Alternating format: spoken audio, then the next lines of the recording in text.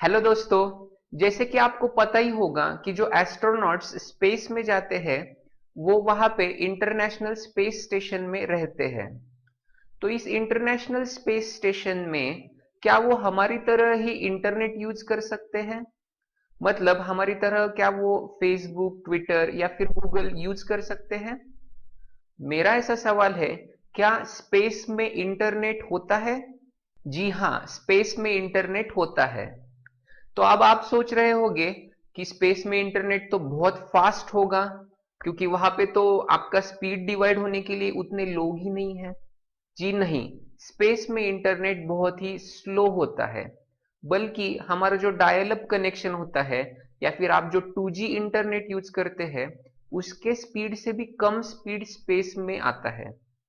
तो ये ऐसा क्यों होता है? इसका रीजन है जो स्पेस में इंटरनेट पहुंचाया जाता है उसका प्रोसीजर।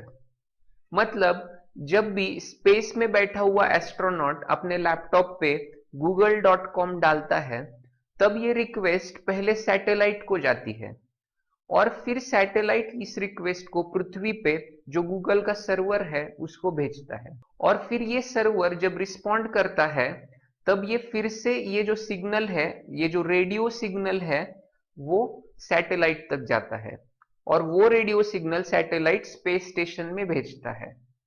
ये जो अंतर है, ये अंतर अबाउट 22,000 माइल्स का है, जो कि बहुत ही ज्यादा है। तो इतना सारा अंतर इस डेटा को जाने के लिए, इतना डिस्टेंस कवर करने के लिए बहुत ज्यादा टाइम लगता है और इसी की वजह से इंटरनेट वहां पे स्लो हो जाता है।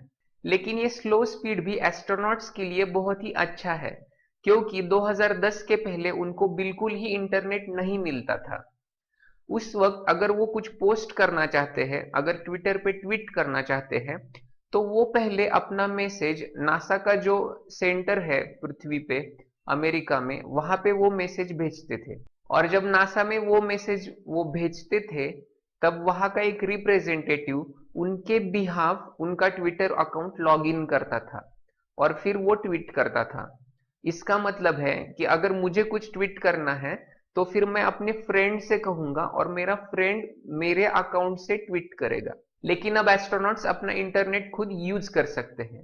इस इंटरनेट का स्पीड फास्ट करने के लिए भी बहुत सारा रिसर्च चल रहा है। अब तक स्पेस में इंटरनेट के लिए रेडियो वेव्स यूज होते थे, लेकिन अब लेजर वेव्स यूज हो सकते हैं।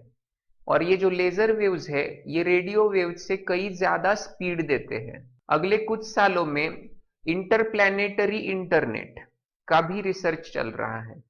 मतलब अगर हम मार्स पे जाते हैं तब वहां पे भी हम इंटरनेट एक्सेस कर सकते हैं। इस इंटरप्लैनेटरी इंटरनेट के लिए जो सिस्टम बनाई जा रही है उसका नाम है ओपल्स। ओपल्स का लॉन्ग फॉर्म है optical payload for laser communication science. So इसी सिस्टम की वजह से अब हम इंटरनेट स्पेस में भी यूज कर सकेंगे। और अगले 10 या 20 सालों में तो इंटरनेट मार्स पे और अदर प्लैनेट्स में, मतलब स्पेस पे दूर दूर तक भी यूज हो सकता है। ऐसी इंटरेस्टिंग चीजें जानने के लिए देखते रहिए ये चैनल जिसका नाम है एवरीथिंग इज एक्सप्लेन्ड हियर।